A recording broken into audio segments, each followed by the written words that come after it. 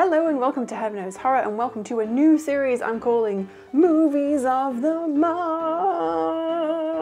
Basically it's going to be a rundown of all the movies that I've watched in the last month, and then I'm going to give out awards, kind of like at the Oscars, for different categories, and may the best film win each category, and then I'll explain why that film has won. So the movies that I have watched this month: 47 Meters Down, Freddy vs. Jason, It Comes at Night, XX, Holidays, and Don't Knock Twice. So not that many movies this month, you know, just over more than one a week. Most of these are on Netflix. I believe Freddy vs. Jason, XX, Holidays, and Don't Knock Twice are all off of Netflix, and 47 Meters Down and It Comes at Night were releases that I saw at the cinema. The first category is obviously what horror is all about. Which film scared me the most? And the winner is Don't Knock Twice. So this actually has the lowest score on Rotten Tomatoes. I think it's like 28%, which is terrible. But the imagery in this film, or the first half of the film, completely freaked me out. Lots of shadowy things in the background. It's basically a witch, and if you knock on her door twice, she will come find you and she will kill you. She kind of looks like a shadowy creature with long fingers, and that's what freaks me out, is long shadowy ghosts. The first half of Don't Knock Twice demonstrates perfectly the concept of less is more. The less you show of the actual scary creature, the more scary it is, because the more your mind can kind of imagine, and your imagination is going to come up with something far more scarier than what a filmmaker can show you, always, hands down. The first half is far superior to the second half, and far scarier. I have to give an honourable mention to 47 Meters Down, which was not scary in the creepy sense. It was very tense, kind of waiting for a shark to attack.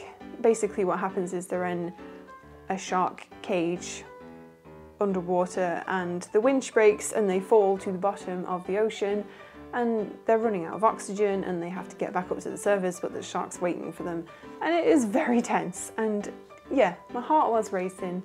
The next category is Best Cinematography, and the winner of this category is It Comes at Night. I believe Drew Daniels was the cinematographer, and he definitely knows how to draw you into a scene. Lots of the scenes are very dark and they're very long, and they seem to like come towards the camera or down a long corridor, and it just kind of makes you kind of go with the camera. And of course you have the iconic image that is the bright red door at the end of the long dark corridor. Like, that's their only escape from this house that they're trapped in, so that's kind of a nice way of showing like, this is the only way out, and look how narrow and dark and claustrophobic it is. It's just a shame that the pacing was a little bit off for me. If you're into slow-paced movies such as The Witch, if you liked The Witch, I think you will like It Comes at Night. And also It Comes at Night has a very weird ending where it doesn't really explain anything.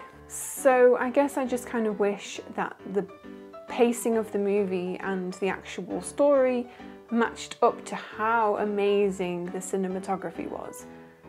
But by far it was the best looking film that I have seen this month. The next category is Best Makeup and Prosthetics. So there's a clear winner of this. I really wanted to hate this movie, I really did, because everything about this film just should be wrong.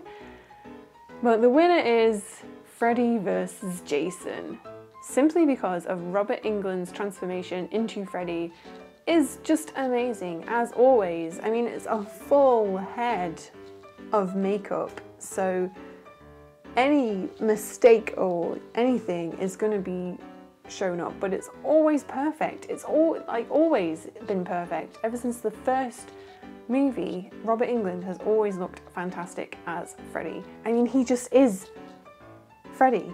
He makes that makeup come to life. I really enjoyed it, and I'm not even sorry. It's cheesy, but it has some amazing one-liners. The contrast between Freddy and the silent but strong Jason is perfect. The story is a little bit weak, and sometimes the acting is a bit so-so, especially from Kelly Rowland. And there needs to be more horror crossovers. There is not enough horror crossovers. I mean, I can barely think of 3 off the top of my head. And because I have been watching a lot, well, 2 anthology movies in 1 month is quite a lot, I thought I would pick my favourite anthology short. And my favourite is from XX, which is a series of stories told from a woman's perspective. So XX is in the XX chromosome, which makes us female. My favourite was the birthday party episode, where this woman is trying to plan the perfect birthday party for her daughter, but then she discovers that her husband is dead in his office, so she has to hide the body so that the party can go on, because it's been planned for months, so it can't go wrong. So she's trying to move this dead body from the office without anyone noticing, and she doesn't know what to do with this body. So the whole thing is just hilarious. I know it's not scary in the slightest, it's just funny. The aesthetic is really, really cool. It's kind of like a retro, it kind of almost looks a little bit 60s, a little bit 70s, maybe a bit 50s. I don't know, it's kind of a mishmash of everything. I love the colours, they're also vivid and it looks really good, and it's just funny. And as for a creepy anthology short, would be from Holidays. It would be the Easter short, just simply because this weird Easter bunny mixed with a crucified Jesus shows up at this girl's house. The effects on this weird bunny thing are really cool, and it's definitely stuck with me, whereas I might have forgotten a lot of what happened in the other anthology episodes. This one really has burrowed into my brain, and every time I think about Easter, I think about this weird Easter bunny. And now on to the last 2 categories, best and worst movie. I'm going to do best movie first, and I'm going to pick a movie that I would feel like I could watch more than once and not feel bored. So I'm going to pick It Comes at Night for best movie. And yes, I was really disappointed with this movie, but I think that's just because the trailer was so misleading. It kind of insinuated that there was going to be monsters in this film, and I came out thinking, well, that was nothing what I expected, that was rubbish. But I think if I went back and watched it again, I would really appreciate all the little things that happen in the film. The acting is amazing, the cinematography is amazing, the score is amazing. It's not my favourite film that I've ever watched, but it is the best of this month. All the other films were just kind of a little bit of a shoo-in, like typical horror that you've already seen before.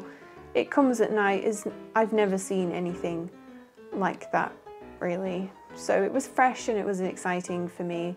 So that's why it is my best movie of the month. And now on to the worst movie of the month. And this one is really hard as well. I think it's between XX and Holidays, both the anthologies, because it is very hard to tell a good story in such a short space of time that anthologies have. I'm gonna go with XX. I don't remember anything about it. I didn't not enjoy it whilst I was actually watching it, but it's not really had much of an impact on me afterwards. I don't remember what happened, which is really bad. Well friends, that's all for this edition of Movies of the Month. Please recommend your favourite horror films in the comments down below, and you never know, maybe next month I will be discussing your favorite movie, and it will be winning a very prestigious award. It is very prestigious. Hit that like button to make sure that I know that you appreciate these videos, and I will keep making them, and hopefully I will see you next time. Bye!